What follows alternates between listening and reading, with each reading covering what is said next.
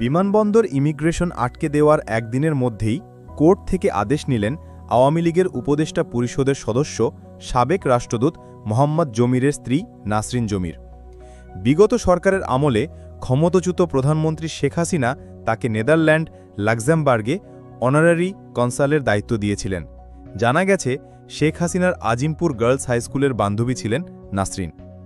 গত ৬ জুলাই লন্ডন যাওয়ার প্রাক্কালে নাসরিনকে হজরত শাহজালাল আন্তর্জাতিক বিমানবন্দরে আটকে দেয় ইমিগ্রেশন কর্তৃপক্ষ। পরদিন সোমবার তিনি বিদেশে যেতে না দেওয়ার বৈধতা চ্যালেঞ্জ করে হাইকোর্টে একটি রিট পিটিশন দায়ের করেন। রিট আবেদনে স্বরাষ্ট্র সচিব, ঢাকার ডিসি, পুলিশের আইজি, পাসপোর্ট ও ইমিগ্রেশন মহাপরিচালক, বিমানবন্দর থানার ওসি ও পুলিশের বিশেষ শাখার ইমিগ্রেশন ইনচার্জকে পার্টি করা হয়। অ্যাটর্নি জেনারেল অফিস সূত্র জানিয়েছে, ৭ জুলাই সকালে রিট পিটিশন করা হয়।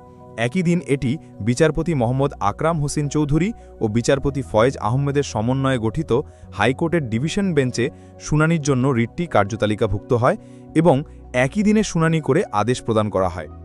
এটা একটা নজিরবিহীন ঘটনা বলে আইনজীবীরা জানান। পিটিশনারের পক্ষে শুনানি করেন অ্যাডভোকেট মোহাম্মদ আনিসুল হাসান। শুনানির শেষে হাইকোর্ট তার আদেশে কেন আবেদনকারীকে বিদেশে যাওয়া থেকে বিরত রাখা বেআইনি ঘোষণা করা হবে না মর্মে কারণ দর্শানোর জন্য রুল জারি করেন। এই রুল নিষ্পত্তি না হওয়া পর্যন্ত রিটকারী নাসরিনকে বিদেশে যাওয়া ও দেশে ফিরে আসার বিষয়ে বাধা না দেওয়ার নির্দেশনা দেয় হাইকোর্ট। রিট আবেদনকারীর আইনজীবীকে বিশেষ বার্তাবাহকের মাধ্যমে নিজ খরচে এ নোটিশ সরকারের উক্ত দপ্তরগুলোতে পৌঁছে দেওয়ারও নির্দেশ দেওয়া হয় হাইকোর্টের আদেশে।